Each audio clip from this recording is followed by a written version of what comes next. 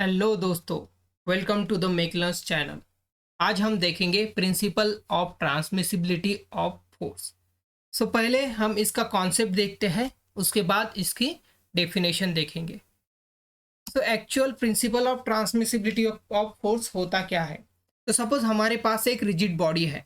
अभी इस बॉडी पे मैं एक फर्स्ट पॉइंट पे एक फोर्स लगा रहा हूँ, सही है। अभी फर्स्ट पॉइंट पे एक फोर्स लगाने के बाद उस बॉडी पे जो भी इफेक्ट होते हैं उस फोर्स के वजह से, अगर मैं यही फोर्स निकाल के मतलब फोर्स 1 को यहाँ से निकाल के शिफ्ट करता हूँ पॉइंट 2 पे, तो उस फोर्स के भी उस बॉडी पे वही इफेक्ट होगी। क्योंकि फोर्स कितना लग रहा है, पहले भी मैंने 50 न्यूटन लगाया था, वो एक जगह से निकाल के अभी दूसरे जगह पे सेम फोर्स लगाया है और डायरेक्शन भी कैसी है, सेम है। अभी वही फोर्स में फिर से निकाल के थर्ड पोजीशन पे लगाता हूँ, तो भी इस बॉडी की जो भी इक्विलिब्रियम कंडीशन है वो कैसी रहेगी, सेम रहेगी। मतलब इसके इक्विलिब्रियम स्टेट में कोई भी चेंजेस नहीं होगा।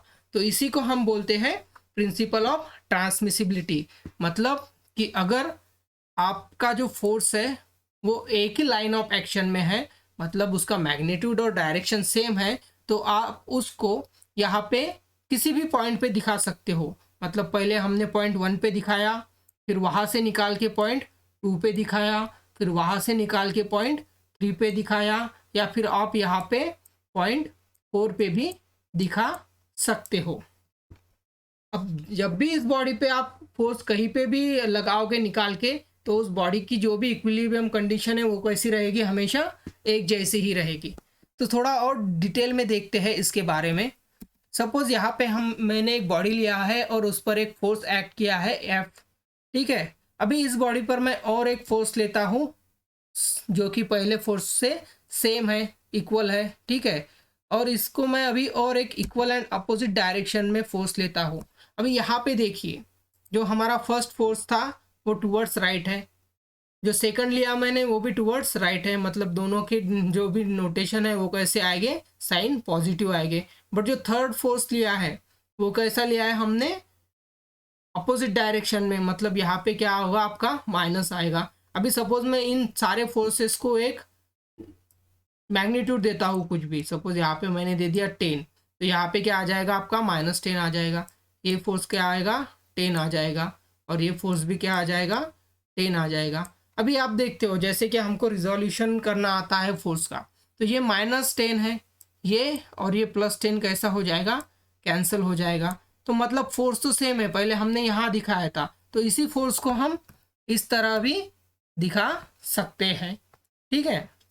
तो यही होता है एक्चुअल में प्रिंसिपल ऑफ ट्रांसमिसिबिलिटी, कि अगर आपके बॉडी पे किसी एक पॉइंट पे फोर्स लग रहा है, तो अगर वो फोर्स सेम है, लाइन ऑफ एक्शन भी सेम है आपका, मतलब फोर्स की मैग्नीट्यूड और डायरेक्शन सेम है, तो उसी फोर्स को आप किसी दूसरे पॉइंट पे भी दिखा सकते हो या किसी तीसरे पॉइंट पे भी दिखा सकते हो। मतलब अगर यहाँ पे आप देख सकते हो इस डायरेक्शन में, ये सारे फोर्स की जो लाइन ऑफ एक्शन है वो कैसी है, एक ही लाइन से पास हो रहा है। तीनों फोर्स कैसे, एक ही लाइन से पास हो रहे हैं। तो इसी फोर्स को पहले हमने इस पॉइंट पे दिखाया, उसी को हम ऐसे भी दिखा सकते हैं यहाँ से, और उसी को हम इस पॉइंट से भी दिखा सकते हैं, ठीक है। अभी इसको और डिटेल में बताना हो तो आपको और एक एग्जांपल देता हूँ। सपोज यहाँ पे मेरे पास एक बॉडी है, ठीक है। अभी इस बॉडी के ऊपर यहाँ पे मेरा लाइन ऑफ एक्शन है, ये है हमारा पॉइंट B और ये है हमारा पॉइंट A, और यहाँ पे इस B पॉइंट की ओर हमारा फोर्स एक्ट हो रहा है F। तो as per the principle of transmissibility हम इसी को ऐसे भी दिखा सकते हैं, ये आपकी है रिजिड बॉडी, ये हमारी लाइन ऑफ एक्शन है, ये था आपका पॉइंट B और ये था पॉइंट A। तो इसी फोर्स को आप यहाँ से लेके इधर भी दिखा सकते हो। लेकिन कब दिखा सकते हो, कंडीशन क्या बता रहा है प्रिंसिपल ऑफ ट्रांसमिसिबिलिटी हमको, कि अगर उस फोर्स की लाइन ऑफ एक्शन सेम हो। यहाँ पे देखो इसी डायरेक्शन में लग रहा है, तो उसी फोर्स को हम उसी डायरेक्शन में इधर भी दिखा सकते हैं दूसरे पॉइंट पे।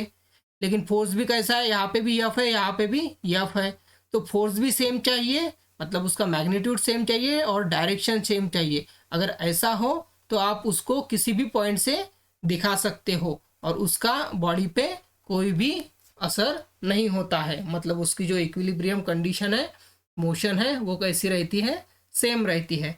लेकिन आपको अभी यहाँ पे एक डाउट आया होगा कि सर आपने तो यहाँ पे दिखाया है कि ये जो बी पॉइंट पे फोर्स लग रहा है, यहाँ पे तो ये पुशिंग फोर्स है और इधर जो लग रहा है वो कौन सा है, पुलिंग फोर्स है।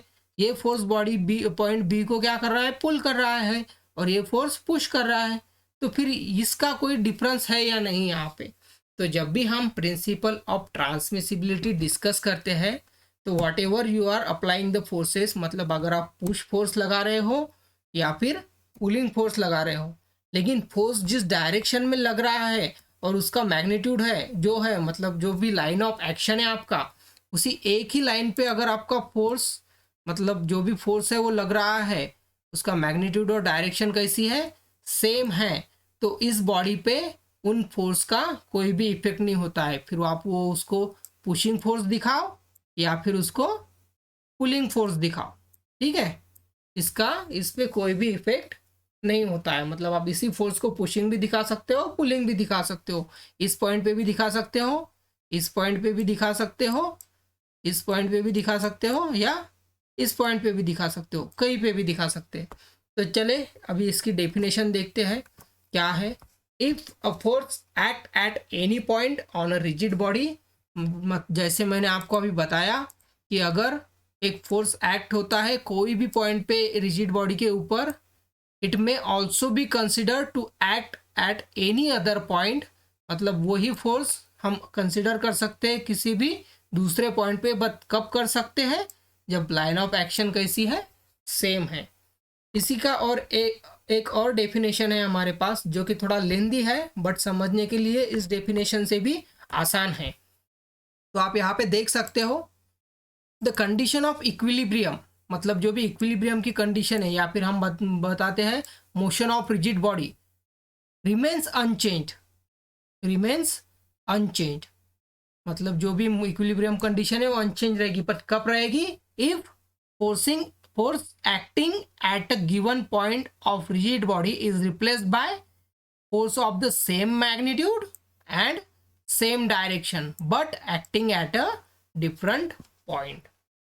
सो ये क्या बताता है कि बॉडी के जो भी इक्विलिब्रियम कंडीशन है, जो भी इक्विलिब्रियम स्टेट है, वो जैसे कि वैसे ही रहेगी अगर आप सेम मैग्नीट्यूड और सेम डायरेक्शन का फोर्स का एक पहले पॉइंट से उसका पॉइंट चेंज करते हो और किसी दूसरे पॉइंट पे भी दिखाते हो तब। सो ये होता है हमारा principle of transmissibility. So I hope आपको लेक्चर पसंद आया होगा। अगर लेक्चर पसंद आया है तो चैनल को लाइक कीजिए, शेयर कीजिए और चैनल को सब्सक्राइब कीजिए। Thank you.